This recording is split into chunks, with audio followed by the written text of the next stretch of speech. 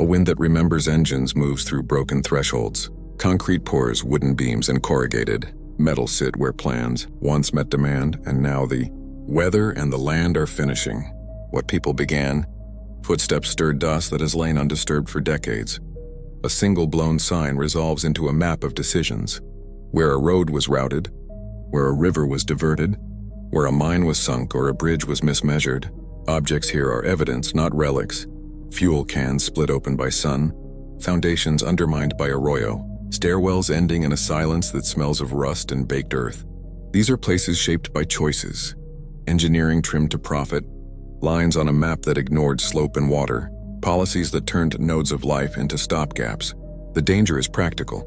Open shafts, collapsing mills, heat that folds a person into immobility, and moral only in how neatly systems offloaded their risk.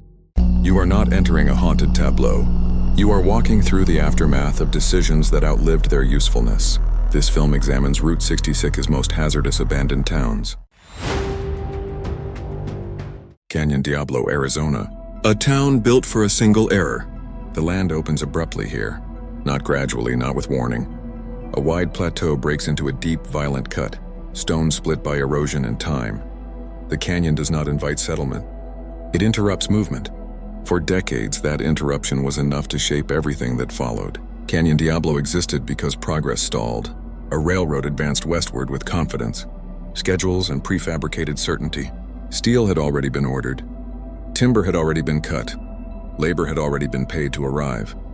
Then the gap revealed itself fully, and the components meant to span it failed by a matter of feet. The bridge could not be assembled. The line could not continue. Momentum stopped at the canyon's edge. That pause created a vacuum. Men who were never meant to stay were forced to wait. Supplies accumulated. Wages circulated without structure. There was no long-term plan for governance, housing, or permanence, only delay. The settlement that formed did not grow outward from families or land. It thickened around the obstruction itself. The canyon was not scenery. It was the product. Buildings went up fast and badly. Wood cut thin, stone stacked without care. Streets laid out in a single line parallel to the problem they serviced. This was not a town with neighborhoods or institutions. It was an economy compressed into a corridor, 1 mile long, efficient and volatile. Law never arrived with it. The nearest authority was days away, across terrain that discouraged intervention. Into that absence poured gamblers, alcohol, and men already accustomed to living between jurisdictions. Saloons multiplied because demand did. Gambling houses stayed open because nothing required them to close. Violence did not escalate, it normalized. The settlement did not spiral into chaos. It stabilized around it. Death became procedural. A town marshal was appointed, then killed within hours. Another followed, then another. Enforcement was not resisted. It was consumed. The cemetery filled with speed, not ceremony. Graves were shallow because time was valuable. Names were lost because record-keeping had no economic return. The canyon amplified everything. Sound dropped into it and vanished. Bodies disappeared from sight as easily as law did. The landscape absorbed consequence without response, and yet the system worked. Supplies reached the stalled workforce. Wages were spent. Waiting was endured. The outpost fulfilled its function precisely because it was unregulated and temporary. Disorder was not a flaw, it was the mechanism that allowed the railroad to persist without resolving the canyon immediately. When the bridge was finally completed, the correction was instant. Steel crossed stone. The line resumed. Trains moved again, indifferent to what had grown beside the delay. The reason for the town vanished in a single engineering success. There was no transition period, no adaptation, no alternative economy waiting to be activated. People left because there was nothing left to do. The most violent element dispersed first, moving toward the next unprotected gap in the expanding network. What remained petitioned for order too late. Troops arrived to find absence. Buildings stood open and empty. Commerce had evaporated without conflict because conflict had never been the point. The town did not die. It shut off. Today, the ground holds fragments rather than structures. Concrete pads where saloons once competed for proximity. Stone foundations fractured by freeze and heat. Rusted hardware pressed into soil that never expected to support permanence. The canyon remains unchanged, still a vertical interruption, Still dangerous, still indifferent. The hazards here are unambiguous. Heat without shelter, isolation without assistance, ruins that fail under weight and time. There is no spectacle in the remains, only exposure. Even the cemetery offers no comfort. Markers uneven, names partial. The record incomplete by design. Canyon Diablo was never abandoned in the usual sense. It was decommissioned by success. Once the obstacle was neutralized, the human system built to survive it became excess material. No effort was made to preserve it because preservation would have implied meaning beyond utility. The land reclaimed what had been placed on it temporarily, and the railroad carried its efficiency west, leaving behind a settlement that had served its purpose too well to be remembered. The canyon still cuts the plateau. The bridge still spans it. The town no longer interrupts anything. Goffs, California. A town that outlived its orders. The desert here does not announce itself with drama. It extends. Flat distances pull the eye forward and drain urgency from the body. This is a place designed for movement, not arrival. The land tolerates pause only when the system demands it. Goffs existed because machines needed rest. Steam locomotives crossing the Mojave required water, maintenance and human intervention at precise intervals. Goffs was placed to satisfy that requirement, not because the land offered abundance or protection. It was positioned, not chosen. Tracks determined its coordinates. Schedules determined its relevance. Early structures were practical and sparse. Tanks, sidings, service sheds. Housing followed reluctantly. The town did not form around opportunity. It formed around obligation. Trains stopped here because they had to. People stayed because work existed between arrivals and departures. Gold extended the town's life without changing its nature. Mining in the nearby mountains introduced a second system, extractive, volatile, and dependent on transport. Ore moved through the same rails that defined the town's first purpose. This overlap allowed permanence to creep in. A schoolhouse was built, signaling an assumption that time here would continue in a predictable way. Children were educated beside a rail line that existed only as long as coal and water remained relevant. The environment remained unimpressed. Heat shaped daily rhythms. Distance discouraged expansion. Agriculture never scaled. Every necessity arrived from elsewhere, carried by systems larger than the town itself. Goffs survived by staying useful, not by becoming independent. When automobiles replaced locomotives as the dominant carriers of movement, Goffs adapted without resistance. Route 66 passed through not out of generosity but alignment. The road followed the same logic as the rails, efficient crossings of difficult land. Gas replaced water, tires replaced boilers. The town continued to function as a service node, its identity unchanged. The most significant transformation arrived without civilian input. War required terrain that could break men down and rebuild them for conflict elsewhere. The desert was selected precisely because it offered nothing. Goffs was repurposed into a military support point.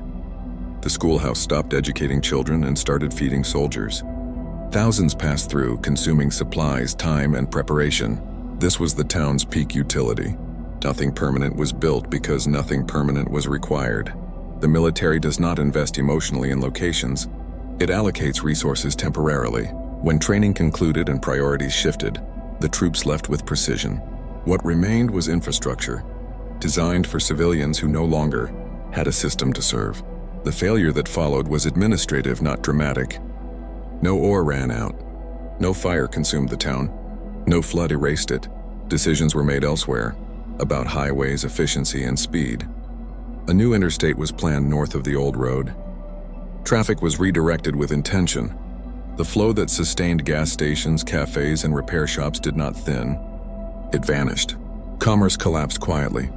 Businesses closed not because they were mismanaged, but because demand had been engineered away. Families left on schedules determined by savings and heat tolerance. The schoolhouse returned to silence, intact but unnecessary. Buildings did not decay quickly because abandonment here was orderly. Preservation arrived selectively. Historians intervened, not to restore life but to stabilize memory. Certain structures were maintained.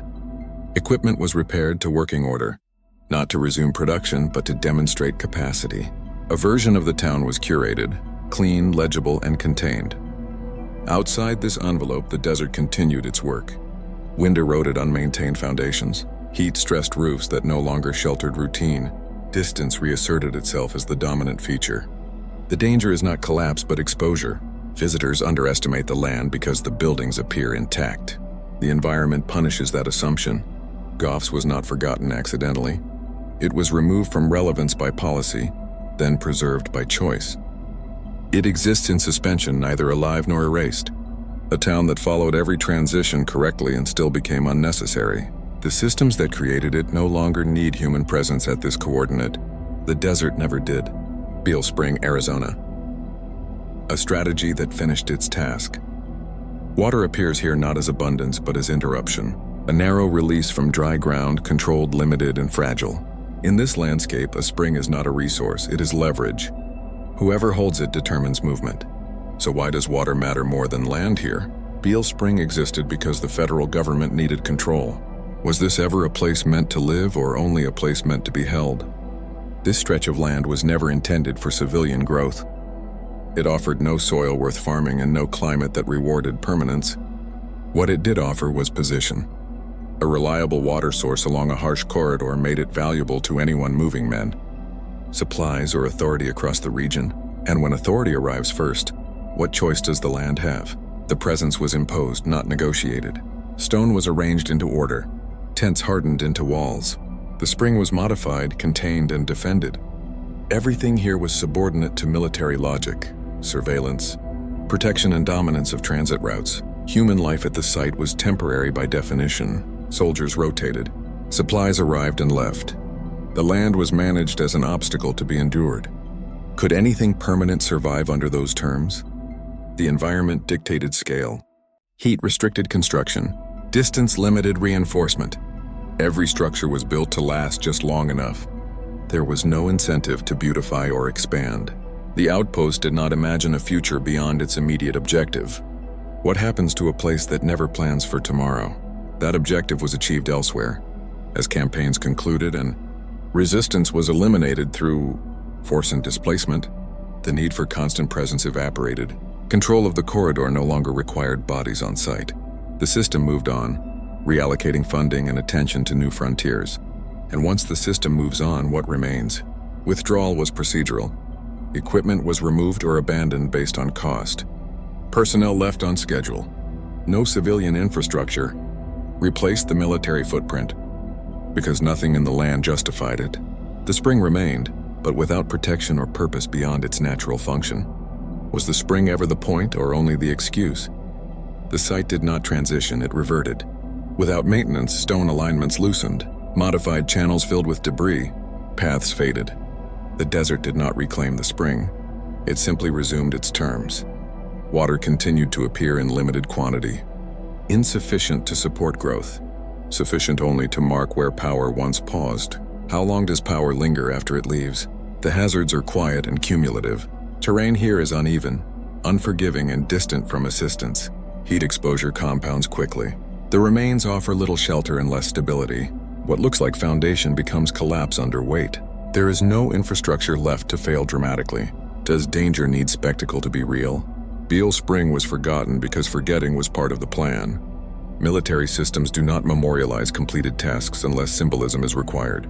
This site produced no monument because it produced no ongoing value. Its success lay in making itself unnecessary. So what does success look like when nothing is meant to remain? What remains is the outline of a decision executed and concluded. A place that proves control can be absolute and temporary at the same time. The land absorbs the absence without resistance, leaving behind only the trace of a strategy that no longer needs a footprint. Amboy, outskirts, California. When the river was diverted, nothing here was meant to stand alone. Each structure, each lot, each business existed only because something else was moving past it. The desert did not provide customers. The land did not provide work. Life arrived here at highway speed. Amboy's outskirts were not a town. They were an ecosystem stretched thin along asphalt.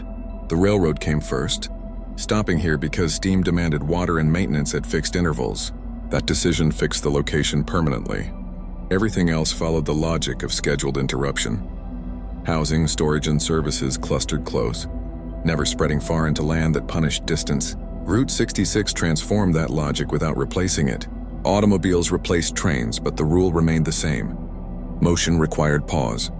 Gas stations rose where water towers once stood. Cafes replaced depots. Motels extended the pause overnight. Competition emerged not between towns, but between businesses spaced within sight of one another, each dependent on a steady stream of passing vehicles. This was not organic growth. Every structure assumed traffic would continue forever. Concrete was poured shallow. Walls were thin. Investment favored visibility over resilience. The desert was tolerated because movement paid for endurance. The outskirts tell the truer story.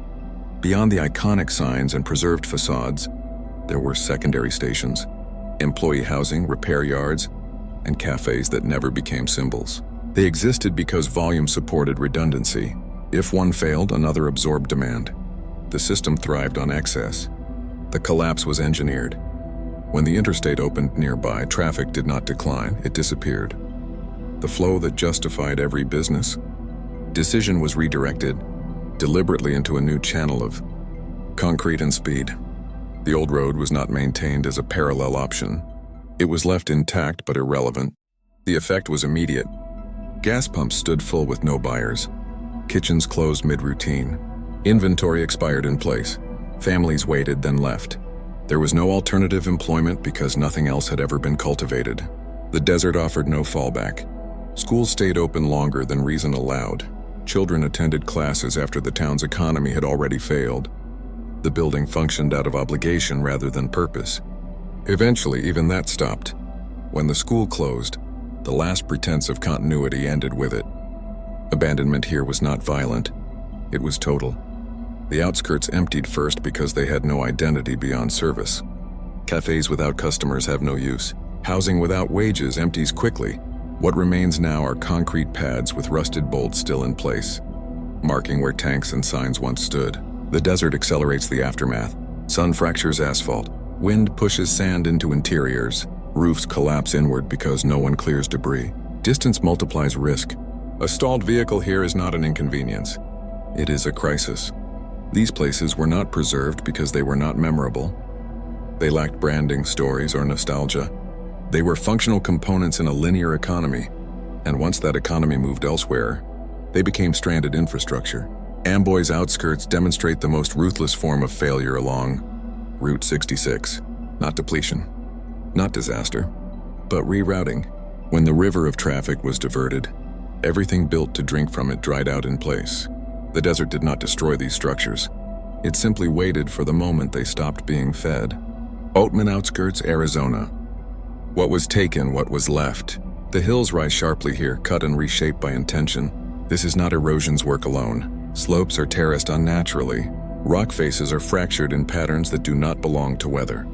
The ground has been opened, sorted, and discarded. These outskirts existed to extract. Unlike roadside towns built to serve movement, this landscape was engineered to remove value from the earth as efficiently as possible. Gold was the organizing principle. Everything else, housing, power, water, labor, was arranged around that singular objective. Corporate capital arrived before permanence. Industrial-scale mining required infrastructure that dwarfed any civilian need. Massive mills were poured into the hillsides. Stamp batteries pulverized ore day and night. Tunnels were driven deep into rock, following veins without regard for long-term stability. The land was treated as a temporary container for wealth. Human presence followed the machinery. Workers lived close to danger because distance wasted time.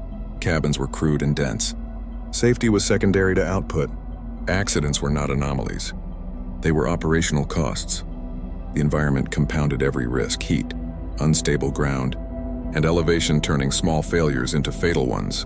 The system functioned as long as profit justified force. Ore quality declined predictably. Extraction required deeper shafts, more energy, and greater expense.